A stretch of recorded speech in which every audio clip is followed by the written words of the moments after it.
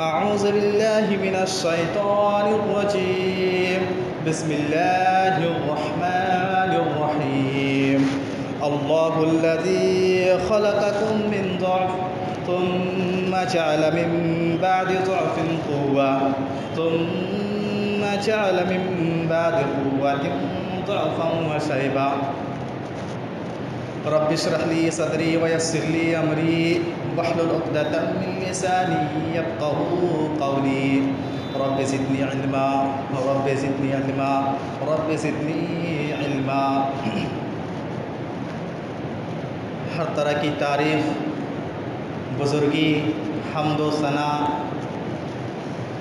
اس ذات مقدسہ کے لیے ہے جس نے ہم سارے انسانوں کو اس دنیا کے اندر پیدا فرمایا اور پیدا فرمانے کے بعد یوں ہی بیکار نہیں چھوڑ دیا، بلکہ ہم سب کی رشد و ہدایت کی خاطر بہت سارے انبیاء کرام کو اس دنیا کے اندر مبعوث فرمایا. ان تمام انبیاء کرام پر درود و سلام کا نذرانہ ہو. بالخصوص ہمارے اور آپ کے پیارے نبی، آخری نبی جناب محمد رسول اللہ صلی اللہ علیہ وسلم پر. برادران اسلام، دینی ملی بھائیوں، خطبے کے آغاز سے پہلے میں آپ سے کہنا چاہوں گا، جو دیوار میں ٹیک لگا کے بیٹھے ہیں ٹیک لگا کر نہ بیٹھیں، اور پہلے جگہ خالی ہے تو پہلے اس کو پر کریں تاکہ بعد میں آنے والوں کی دقت نہ ہو. اور دیوار پر جب ٹیک لگا کر خطبہ سنیں گے نیند آئے گی تو سمجھ میں نہیں آئے گا. میرے بھائیوں، آج کا میرا موضوع خطابت ہے دور حاضر اور نوجوان. اللہ پاک سے دعا کیجئے مجھے سچ اور حق کہنے کی توفیق دے اور ہم سب کو ان باتوں پر زیادہ سے زیادہ عمل کرنے کی توفیق دے. آمین. برادران اسلام، دینی ملی بھائیوں، یہ بات حقیقت ہے کہ نوجوان کسی بھی قوم کا قیمتی سرمایہ ہوتے ہیں. نوجوان اپنے معاشرے کا مغز ہوتے ہیں. نوجوان اپنے سماج کا آئینہ ہوتے ہیں. نوجوان اپنی سوسائٹی کا عظیم اثاثہ ہوتے ہیں. اگر نوجوان کا ذہن بگڑ جائے، اگر نوجوان کا ذہن گمراہ ہو جائے تو سماج اور معاشرہ پورا گمراہ ہو جاتا ہے. اگر نوجوان کا ذہن روشن نہ ہو سکا تو وہ سماج و معاشرہ کبھی روشن نہ ہو پائے گا. اگر نوجوان بد اخلاق بن جائے، نوجوان بد کردار ہو جائے تو یاد رکھو وہ سماج، وہ معاشرہ کبھی صحیح کریکٹر اور کردار نہیں پیش کر سکتا ہے.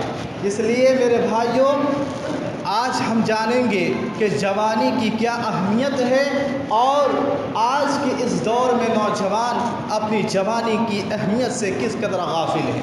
میرے بھائیوں، یاد رکھو یہ جوانی کا جو مرحلہ ہے بڑا عظیم مرحلہ ہے، بڑا انمول مرحلہ ہے. جوانی کے اس مرحلے میں انسان ہر اعتبار سے مضبوط ہوتا ہے. سوچنے سمجھنے کے اعتبار سے، قوت و طاقت کے اعتبار سے، صلاحیت کے اعتبار سے، کام کاج کرنے کے اعتبار سے انسان جوانی کے اس مرحلے میں ہر اعتبار سے مضبوط ہوتا ہے. اور یہی وجہ ہے اللہ تبارک و تعالیٰ نے انسان کے جوانی کے اس مرحلے کو قوت کا دور کہا ہے، طاقت کا دور کہا ہے.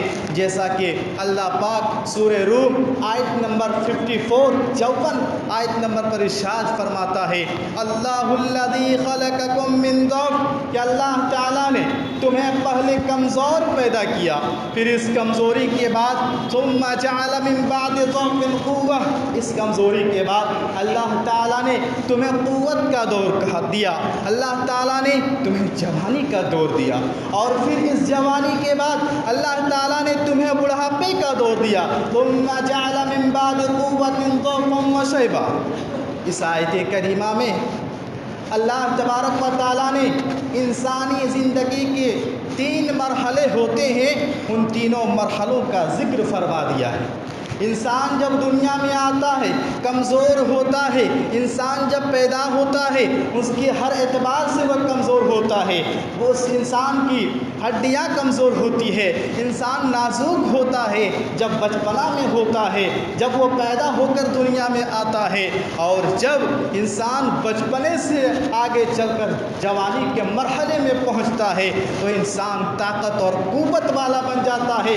اللہ نے وہی بات اس آیت کریمہ میں فرمایا کہ انسان جب جوانی کے مرحلے میں پہنچتا ہے تو قوت والا بن جاتا ہے، اور پھر اس مرحلے کے بعد انسانی زندگی کا جو مرحلہ ہے وہ بڑھاپے کا مرحلہ ہے۔ ثم جعل من بعد قوة ضعفا وشيبا، پھر انسان بڑھاپے میں چلا جاتا ہے۔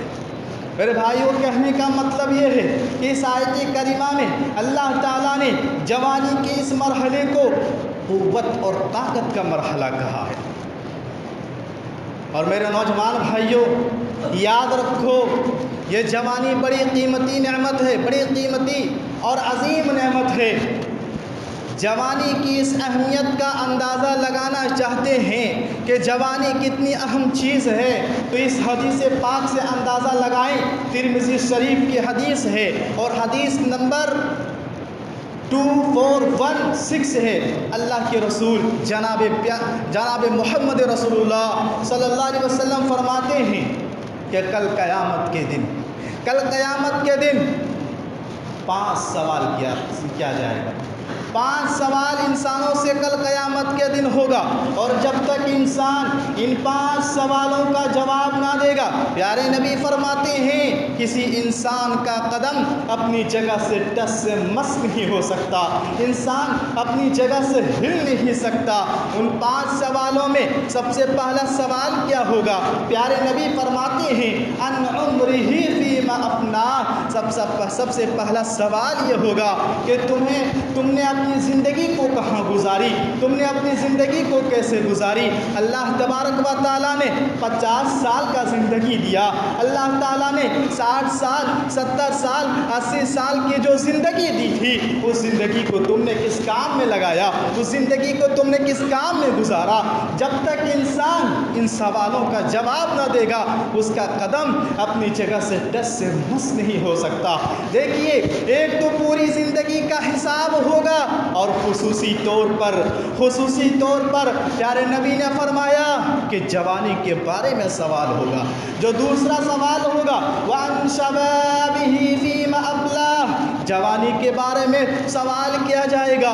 اللہ تعالیٰ نے تمہیں طاقت کا دور دیا تھا، قوت کا دور دیا تھا، صلاحیت کا دور دیا تھا، تم نے جوانی کو کہاں کھپایا؟ کہیں ایسا تو نہیں اس جوانی کو شراب کے اڈے میں گزار دی، کہیں ایسا تو نہیں اس جوانی کو زنا کے اڈے میں گزار دیے، کہیں ایسا تو نہیں اس جوانی کو جوئے بازی میں گزار دیے، کہیں ایسا تو نہیں اس جوانی کو فلمی گانوں میں گزار دیے۔ اس جوانی کو تم نے کہاں گزارا؟ کل قیامت کے دن پوچھا جائے گا وَعَنْ شَبَابِهِ فِيمَ أَبْلَاهُ۔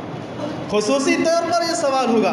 ایک تو پوری زندگی کا حساب و کتاب اللہ لے گا، لیکن پھر اللہ تعالیٰ الگ سے جوانی کے بارے میں پوچھا جائے گا۔ اندازہ کیجئے اس حدیث پاک سے کہ جوانی ہماری شریعت میں کتنی اہمیت کی ہے، اندازہ کیجئے۔ اور تیسرا سوال جو ہوگا، پیارے نبی فرماتے ہیں وَمَالِهِ مِنْ أَيْنَ اكْتَسَبَهُ، انسان نے جو مال حاصل کیا، جو مال کمایا، جو دولت کمایا، وہ مال کہاں سے اس نے حاصل کیا، وہ مال اس نے کیسے کمایا، حلال طریقے سے یا حرام طریقے سے، جائز راستوں سے یا ناجائز راستوں سے، غلط طریقے سے صحیح طریقے سے۔ انسان، تم نے جو مال کمایا ہے وہ مال کیسے حاصل کیا، کس طریقے سے حاصل کیا؟ وَمَالِهِ مِنْ أَيْنَ اكْتَسَبَهُ، کل قیامت کے دن پوچھا جائے۔ افسوس کی بات یہ ہے، آج کا اگر جائزہ لیں تو مسلمانوں کی اکثریت، غیروں کی میں بات نہیں کر رہا ہوں، ہم مسلمانوں کی اکثریت ایسی ہے جو آج حلال اور حرام میں تمیز نہیں کر رہے ہیں۔ بس آج انسانوں کی ایک ہی فکر ہے، ہمارے پاس مال آ جائے، ہمارے پاس دولت آ جائے، چاہے وہ مال حرام راستے سے آئے، چاہے وہ مال حلال راستے سے آئے ہمیں اس کی کوئی پرواہ نہیں۔ پیارے نبی صلی اللہ علیہ وسلم نے ایک حدیث میں فرمایا تھا کہ ایک زمانہ ایسا آئے گا، ایک زمانہ ایسا آئے گا لوگوں کی اس بات کی پرواہ نہ ہوگی کہ مال حلال کا ہو یا حرام کا ہو، انسان اس بات کی فکر نہ کرے گا۔ انسان کی ایک ہی فکر ہوگی، ہمارے پاس مال آ جائے، ہمارے پاس دولت آ جائے۔ آج وہ چیز دیکھنے کو مل رہا ہے، آج وہ چیز دیکھنے کو مل رہا ہے۔ کتنے مسلمان ہیں جو حلال اور حرام کی تمیز نہیں کر رہے ہیں، بس مال آ جا رہا ہے، دولت آ جا رہی ہے اور کچھ نہیں۔ حلال اور حرام میرے بھائیو فرق کیجئے۔ مال کمائیے، مال کمانا بری بات نہیں ہے، دولت کمائیے، دولت حاصل کرنا بری بات نہیں ہے، خوب ترقی کیجئے، ترقی کرنا بری بات نہیں ہے، لیکن ہاں حلال اور حرام میں تمیز کیجئے، حلال اور حرام میں فرق کیجئے۔ صحابہ کرام کی زندگی دیکھیں گے، صحابہ کرام میں ایسے صحابی ہیں جو لاکھوں کے مالک تھے، کروڑوں کے مالک تھے، مگر کیا مجال ہے کہ ان کی کمائی میں حرام شامل ہو، ان کی دولت میں حرام شامل ہو۔ آج انسانوں کی یہ ذہن بنتا جا رہا ہے، ترقی کرنا ہے تو حرام کا راستہ اپنانا پڑے گا۔ یہ شیطانی وسوسہ ہے، یہ شیطان آپ کو برگلا رہا ہے، شیطان آپ کو ابھار رہا ہے۔ میرے بھائیو، حلال کمائی سے آپ ترقی کر سکتے ہیں، حلال کمائی سے آپ گھر بنا سکتے ہیں، حلال کمائی سے آپ اونچے مقام پر پہنچ سکتے ہیں۔ خلوص کے ساتھ اللہ کی خوشنودی کے لیے آپ حلال رزق حلال کمائیے اور رزق حلال کھائیے۔ میں بتانا یہ چاہتا ہوں کہ دیکھیے جو تیسرا سوال ہوگا، وَمَالِهِ مِنْ أَيْنَ اكْتَسَبَ، تم نے جو مال کمایا کہاں سے مال حاصل کیا؟ اور جو چوتھا سوال ہوگا، پیارے نبی فرماتے ہیں فِيمَا أَنْفَقَهُ، تم نے اس مال کو کہاں خرچ کیا، تم نے اس مال کو کہاں خرچ کیا؟ تیسرا سوال ہوگا مال کہاں سے حاصل کیا، کیسے حاصل کیا؟ اور چوتھا سوال ہوگا تم نے مال کو کہاں خرچ کیا، کیسے خرچ کیا؟ بڑی بہت افسوس ہوتا ہے، کتنے ایسے لوگ ہیں ماشاءاللہ حلال کماتے ہیں، محنت کرتے ہیں، مزدوری کرتے ہیں، دن بھر پسینہ بہاتے ہیں، اور شام کو جب اسے مزدوری ملتا ہے، شام کو جب حلال کمائی اس کے ہاتھ میں آتا ہے، وہ کیا کرتا ہے؟ اس حلال کمائی کو شراب کے اڈوں میں جا کر دے آتے ہیں، حلال کمائی کو جوئے کے اڈوں میں جا کر دے آتے ہیں۔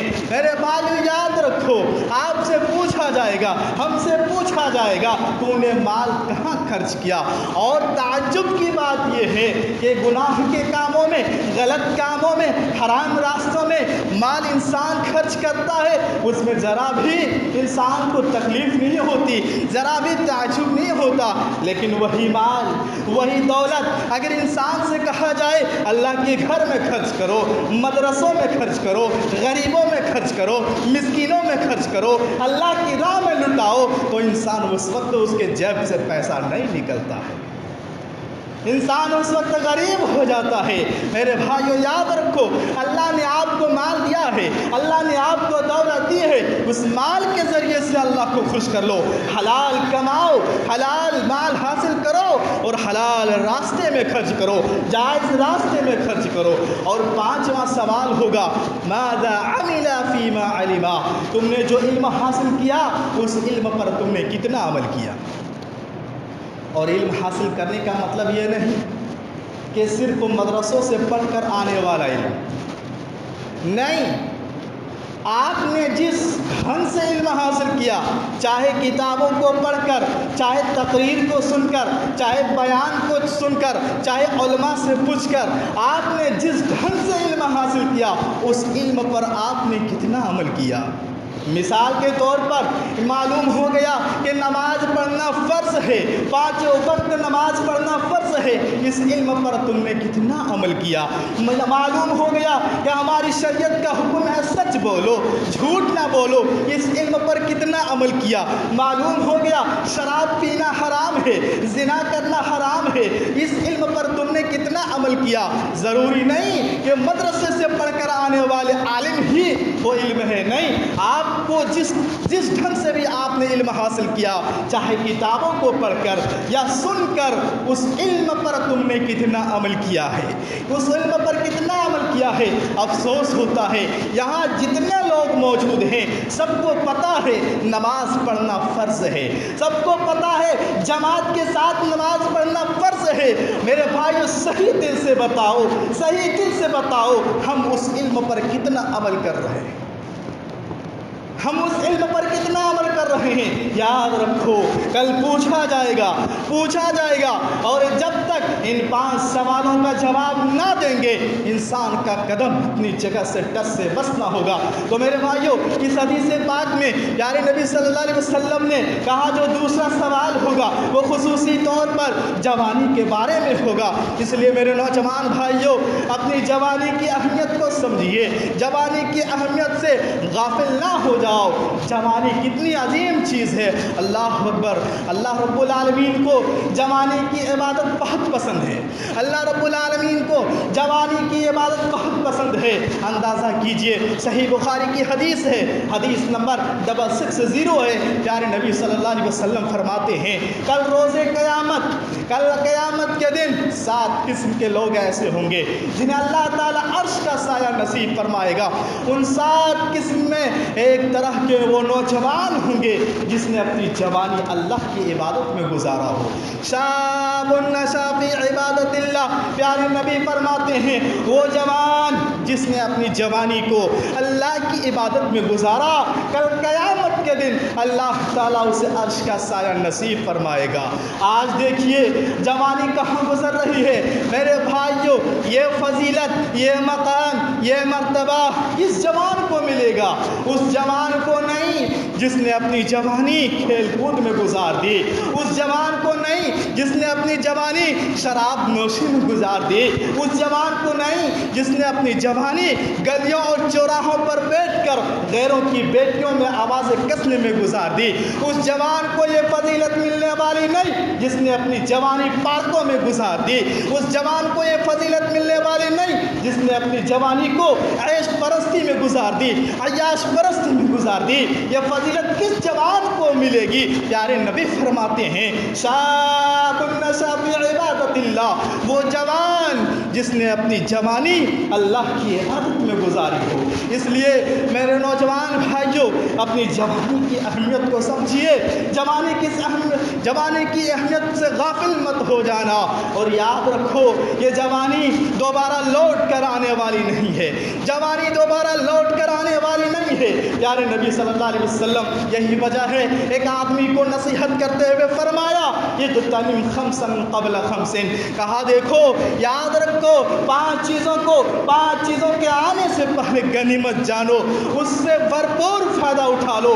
ان میں سے پہلی نصیحت پیارے نبی صلی اللہ علیہ وسلم نے جو فرمائی، کہا شبابک قبل حرمک، کہا جوانی کی اہمیت کو سمجھو، جوانی سے بھرپور فائدہ اٹھا لو بڑھاپا آنے سے پہلے، اس لیے کہ جب بڑھاپا آ جاتا ہے تو پھر انسان کچھ کام نہیں کر پاتا ہے۔ آج کتنے بوڑھے حضرات ہیں جو پچھتا رہے ہیں کاش میں نے اس جوانی کو اللہ کی عبادت میں گزارا ہوتا، کاش میں نے اس جوانی کو اللہ کو خوش کرنے میں گزارا ہوتا، کاش اپنی اس جوانی سے اللہ کو خوش کر لیا ہوتا۔ اس لیے میرے نوجوان بھائیوں جوانی دوبارہ لوٹ کر آنے والی نہیں ہے۔ پیارے نبی فرماتے ہیں شبابک قبل حرمک، کہ اپنی جوانی کی اہمیت کو سمجھو، اس جوانی سے بھرپور فائدہ اٹھا لو بڑھاپا آنے سے پہلے۔ جوانی میں جو کام اللہ کے لیے کر سکتے ہو، جوانی میں جو کام دین کے لیے کر سکتے ہو، جوانی میں جو کام اپنے سماج اور اپنے معاشرے کے لیے کر سکتے ہو، بڑھاپے میں نہیں کر سکتے۔ اسی لیے پیارے نبی فرماتے ہیں اپنی جوانی سے بھرپور فائدہ اٹھا لو بڑھاپا آنے سے پہلے۔ آج کے نوجوانوں کی ایک شکایت ہے، آج دور حاضر کے جو نوجوان ہیں ایک شکایت ہے، شکایت یہ ہے کہ برائیوں کا دور ہے، قدم قدم پر گناہ ہے، ہر طرف برائی ہے۔ اس گناہ سے ہم کیسے بچ سکتے ہیں؟ ان برائیوں سے ہم کیسے بچ سکتے ہیں؟ میرے بھائیوں یاد رکھو، جوان ہو یا کوئی ہو، اگر انسان اپنے اندر ایک چیز پیدا کر لے، ان کے سامنے بڑے سے بڑے گناہ کیوں نہ آ جائے، ان کے سامنے برائی کیوں نہ آ آ جائے وہ اپنے دامن کو گناہ سے بچا سکتا ہے، اور وہ چیز ہے اللہ کا ڈر، اللہ کا خوف۔ انسان اپنے اندر اللہ کا ڈر پیدا کر لے، اللہ کا خوف پیدا کر لے، تو وہ انسان اپنے آپ کو گناہ سے بچا سکتا ہے۔ ایک صحابی رسول ہیں حضرت مرثد رضی اللہ تعالیٰ عنہ، مشہور صحابی ہیں، طاقتور انسان ہیں، ہٹھے کٹھے جوان ہیں، مدینہ سے مکہ جاتے ہیں، مکہ میں جو مسلمان قید ہوتے ہیں ان قیدیوں کو چھڑا کر مدینہ لے جاتے ہیں۔ ایک دن کی بات ہے، رات کے وقت ہے، حضرت مرثد رضی اللہ تعالیٰ عنہ مکہ جاتے ہیں، ایک دیوار کے سائے میں ٹھہرتے ہیں کہ ایک عورت کی نگاہ پڑ جاتی ہے۔ ایک عورت کی نگاہ حضرت مرثد رضی اللہ تعالیٰ عنہ پر پڑ جاتی ہے۔ اس عورت نے حضرت مرثد کو پہچان لیا۔ دراصل اسلام لانے سے پہلے، ایمان لانے سے پہلے حضرت مرثد رضی اللہ تعالیٰ عنہ کا اس عورت سے تعلق تھا، اس لیے اس عورت نے جیسے مرثد رضی اللہ عنہ کو دیکھا پہچان لیا اور کہا آؤ اے مرثد آؤ، آج کی رات ہمارے گھر میں بسر کرو، ہمارے گھر میں رات گزارو۔ مرثد رضی اللہ عنہ نے کیا جواب دیا؟ میرے نوجوانوں، ہم سب کے لیے بڑی عبرت ہے، ہم سب کے لیے بڑی نصیحت ہے۔ حضرت مرثد نے کہا اے اناق، اس عورت کا نام اناق تھا، کہا اے اناق دیکھو اب یہ مرثد وہ مرثد نہیں رہا، میں نے ایمان لے آیا ہے، میں نے اسلام قبول کر لیا ہے، اب میں غلط کام نہیں کر سکتا، اب میں برائی کی طرف قدم نہیں بڑھا سکتا۔ جب اس عورت نے دیکھا میرے پکارنے پر آ نہیں رہے ہیں، عورت چیخنے لگی، چلانے لگی، لوگوں کو جگانے لگی کہ لوگوں اٹھو، گاؤں والوں اٹھو، ایک آدمی مدینہ سے آیا ہے، قیدیوں کو چھڑا کر لے جا رہا ہے۔ گاؤں والے اٹھتے ہیں، مرثد کا پیچھا کرتے ہیں، الغرض کسی طریقے سے حضرت مرثد رضی اللہ عنہ مدینہ پہنچ جاتے ہیں، پیارے نبی کی خدمت میں حاضر ہوتے ہیں، سارا واقعہ سناتے ہیں، اور آخر میں پھر پیارے نبی سے پوچھتے ہیں اللہ کے رسول آپ اجازت دیں تو میں اس عورت سے نکاح کر لوں؟ پیارے نبی خاموش رہتے ہیں، کوئی جواب نہیں دیتے، حتیٰ کہ تھوڑی دیر بعد جبرائیل علیہ السلام سورہ نور کی آیت نمبر 3 لے کر نازل ہوتے ہیں، لا ينکح الا زانیہ، کہ زانیہ ہی سے نکاح کر سکتے، ایک مومن زانیہ سے نکاح نہیں کر سکتے، ایک مومن مشرکہ سے نکاح نہیں کر سکتے۔ میں بتانا یہ چاہتا ہوں میرے نوجوان بھائیوں، دیکھیے حضرت مرثد رضی اللہ تعالیٰ عنہ کے اندر قوت ہے، طاقت ہے، برائی کا موقع ہے، لیکن اپنے آپ کو کیسے کنٹرول کر لیا، کیسے بچا لیا؟ کیوں؟ اللہ کا ڈر تھا، اللہ کا خوف تھا۔ تو اللہ کا ڈر انسان اپنے اندر پیدا کر لے تو بڑے سے بڑے گناہ سے اپنے آپ کو بچا سکتا ہے۔ میرے بھائیوں، اسی طرح یوسف علیہ السلام کا واقعہ آپ نے سنا ہوگا، کیسے یوسف علیہ السلام نے اپنے آپ کو بچا لیا۔ بادشاہ مصر کے جو بادشاہ تھا ان کی بیوی نے کمرے میں بلائی اور کہا وغلقت الابواب وقالت حیت لک، لیکن یوسف علیہ السلام نے کہا قال معاذ اللہ، میں یہ نہیں کر سکتا۔ اللہ کا ڈر تھا، اللہ کا خوف تھا۔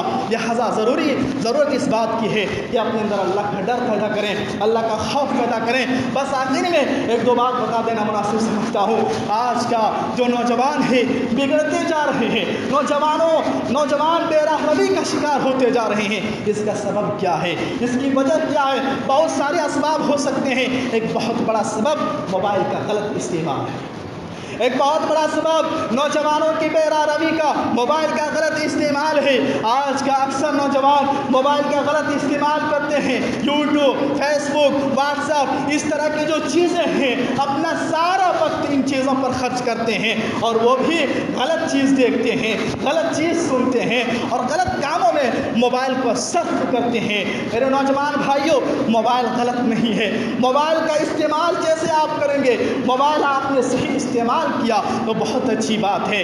اگر آپ نے موبائل کا غلط استعمال کیا، یہ موبائل آپ کے لیے گمراہی کا سبب بن سکتا ہے۔ میرے بھائیوں، اسی طرح نوجوانوں کے اندر سے اخلاق ختم ہوتا جا رہا ہے، کردار ختم ہوتا جا رہا ہے، شرم و حیا کا جنازہ نکلتے جا رہا ہے۔ وجہ کیا ہے؟ ایک بہت بڑی وجہ مخلوط تعلیم ہے، ایک بہت بڑی وجہ مخلوط تعلیم ہے۔ مخلوط تعلیم کیا ہے؟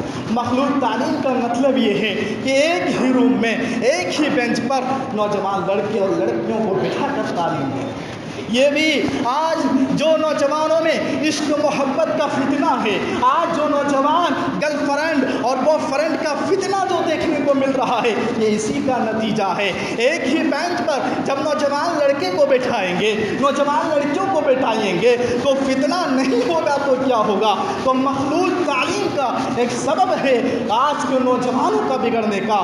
بہت ہی کم نوجوان، چاہے لڑکا ہو یا لڑکی ہو، جو اپنے آپ کو عشق اور محبت کے فتنے سے بچا پاتے ہیں۔ اکثر نوجوان لڑکا اور لڑکی آج کے اس دور میں عشق محبت کے فتنے میں شکار ہے، اور جب عشق محبت کے فتنے میں مبتلا ہوتا ہے تو پھر اپنی عزت کا خیال نہیں رکھتا، اپنے بھائی کی عزت کا خیال نہیں رکھتا، ماں باپ کی عزت کا خیال نہیں رکھتا، خاندان کی عزت کا خیال نہیں رکھتا، سماج اور معاشرے کی عزت کا خیال نہیں رکھتا۔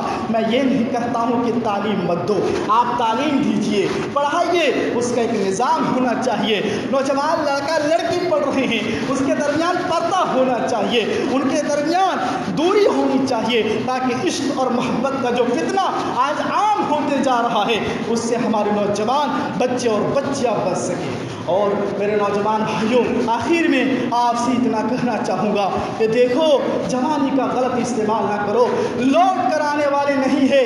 یہ سماج اگر سدھر سکتا ہے نوجوان تمہاری کوشش سے۔ کیوں؟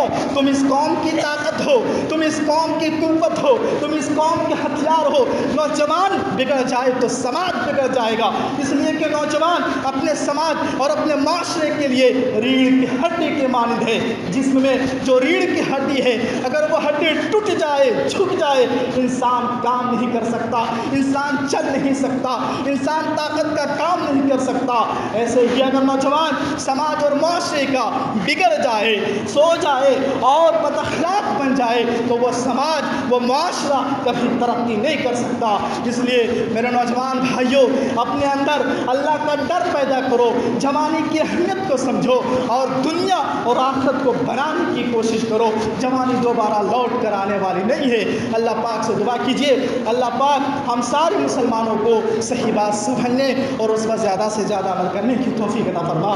یا پروردگار، جو نوجوان بھائی بہن گمراہی کے شکار ہیں، جو فتنے میں مبتلا ہیں، اللہ تو ہدایت دینے والا، تو انہیں ہدایت دے۔